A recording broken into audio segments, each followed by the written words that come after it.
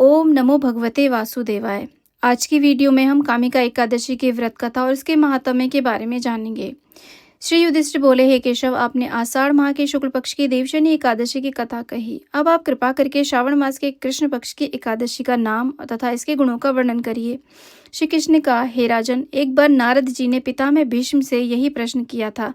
तब भीष्म पिता ने कहा, हे नारद जी, यह प्रश्न बड़ा ही महत्वपूर्ण और लोक कल्याण की दृष्टि से बहुत ही उत्तम है।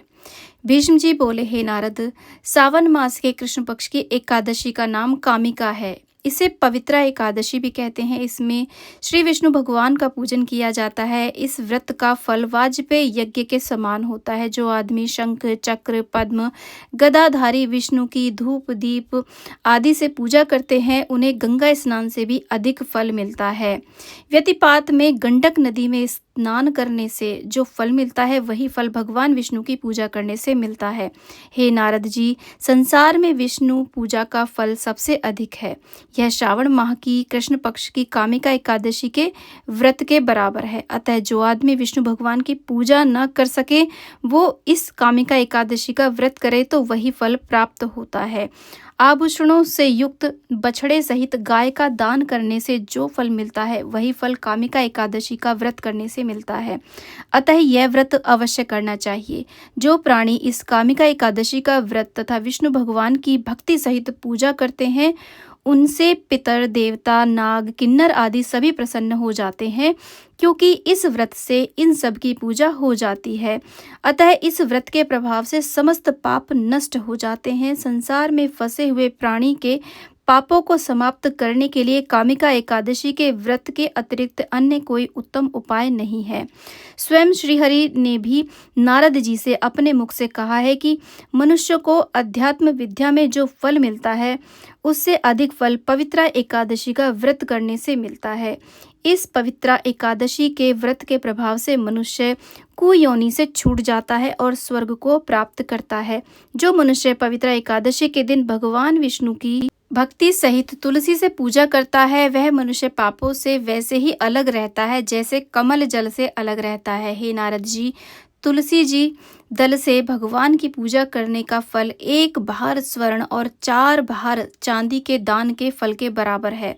श्री विष्णु नाना प्रकार के मिष्ठान, धन, रत्न, मोती, आभूषणों, मणि आदि से इतने प्रसन्न नहीं होते जितने कि तुलसी दल से प्रसन्न होते हैं। इसलिए तुलसी दल से भगवान विष्णु की पूजा करने वालों के समस्त पाप नष्ट हो जाते हैं। हे नारद जी, स्वयं श्री विष्णु तथा उनकी प्रिय तुलसी जी को नमस्कार करता हूँ। तुलसी जी के दर्शन करने से ही मनुष्य के समस्त पाप नष्ट हो जाते हैं और स्पर्श करने से प्राणी मात्र पवित्र हो जाता है। जल से तुलसी जी को स्नान कराने से मनुष्य की समस्त यातनाएं नष्ट हो जाती हैं। जो मनुष्य कामिका एकादशी के दिन व्रत कर श्री विष्णु जी की तुलसी जी से पूजा करके रात्रि को कथा करता है, कीर्तन करता है, जागरण करता है और दीपदान करता है, उनके पुण्यों के लिखने के लिए चित्रगुप्त भी असमर्थ रहते हैं। और जो मनुष्य पवित्र एकादशी के दिन श्रीहरि के सम्मुख दीप जलाते हैं, उनके पितृगण स्वर्ग में सुधा पान करते हैं। जो मनुष्य भगवान के सामने घी या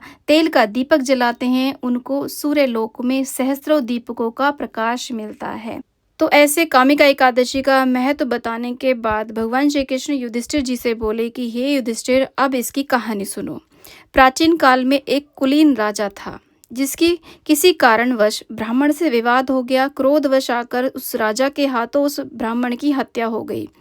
अपने हाथों हुए इस ब्रह्म हत्या के पाप से राजा बहुत ज़्यादा दुखी थे और उन्हें बहुत ज़्यादा पश्चाताप हुआ।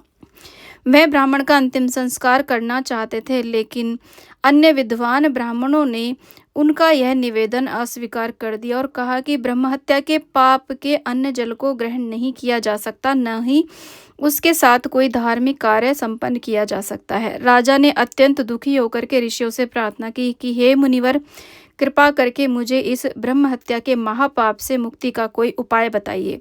राजा की व्यथा और पश्चाताप देख करके ऋषियों ने उसे उपदेश दिया, हे राजा, सावन माह के कृष्ण पक्ष की कामिका एकादशी का व्रत अत्यंत फलदायी और पापों का नाश करने वाला है।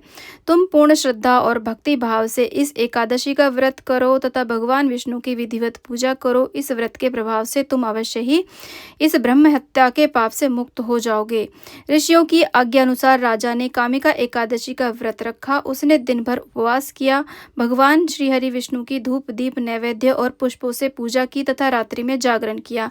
राजा की सच्ची भक्ति और पश्चाताप देख करके भगवान विष्णु अत्यंत प्रसन्न हुए। रात्रि में स्वप्न में भगवान ने राजा को दर्शन दिए और कहा, हे राजन, तुम्हारे इस कामिका एकादशी के व्रत के प्रभाव और सच्चे पश्चाताप से तुम्हारा ब्रह्म हत्या का पाप नष्ट हो गया है। अब तुम इस पाप से पूर्णतः मुक्त हो। अगले दिन प्रातःकाल राजा ने पारण करके व्रत को संपन्न किया। कामिका एकादशी के पुण्य के प्रभाव से राजा पाप मुक्त होकर के धर्म पूर्वक राज्य करने लगा और अंत में विष्णु लोक को प्राप्त हुआ। तो ये थी कामिका एकादशी के व्रत की कहानी। इस दिन गौ के दूध का सागार लेना चाहिए। गाय का दूध ना मिले तो जो भी दूध मिल जाए, दूध व दूध के बने हुए पदार्थ, मिठाई या दही या आलू का सागार ले सकते हैं।